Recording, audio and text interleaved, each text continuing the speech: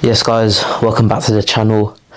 I made a video maybe 2 days ago about rugby trials and everything about them in terms of how to prepare yourself and how to, go about approaching them. But after making that video, I noticed that for a player watching that video, it's important for them to understand more in depth what the coaches are actually looking for.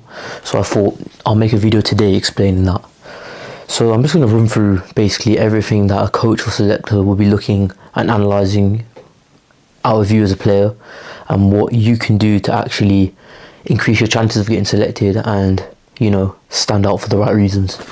So the first thing that I want to talk about is your body language and your attitude.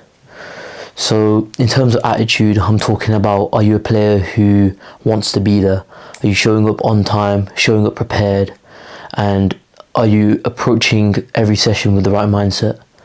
Whether it's a trial, a training session or a game, you got to have that same sort of mindset where you understand that it's time for rugby and you shouldn't be prioritising your mind for other things. So that requires a high level of concentration, potentially even going as far as setting goals for yourself in terms of what you want to achieve in that session, in that game, in that trial. And I'd say it's really important just to kind of focus in on what you're doing as an individual, and from there expand in terms of what the team's doing and everything that comes with playing rugby. In terms of what's really important, I would say you need to make sure that you're confident. I said this in the last video, but I want to just emphasize that again.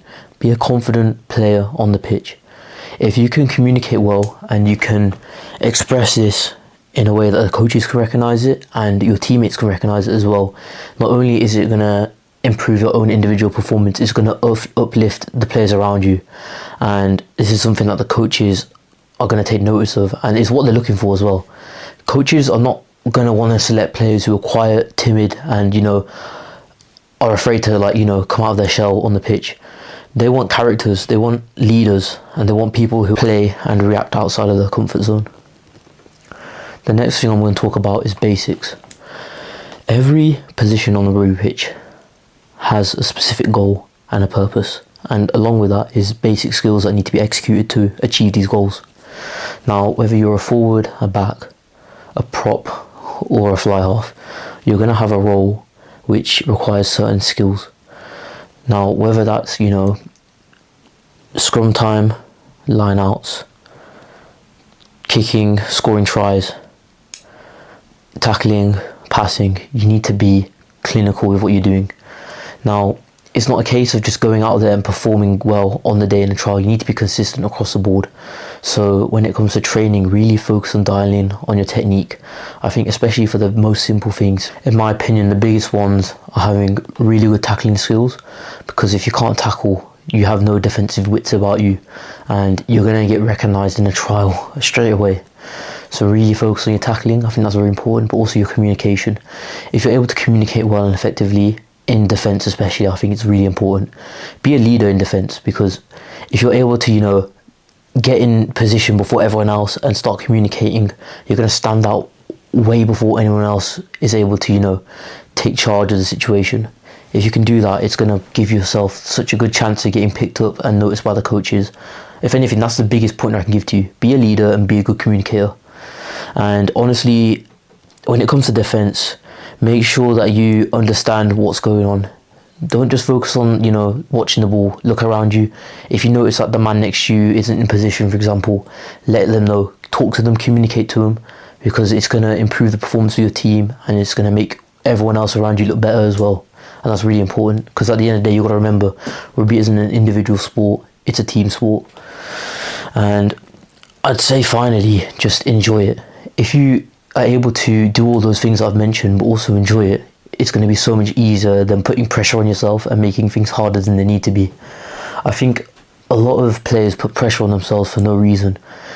I said this in the last video as well. You got to remember that you belong at the trial, you belong training with that squad, you belong on the field in that starting 15 or on the bench.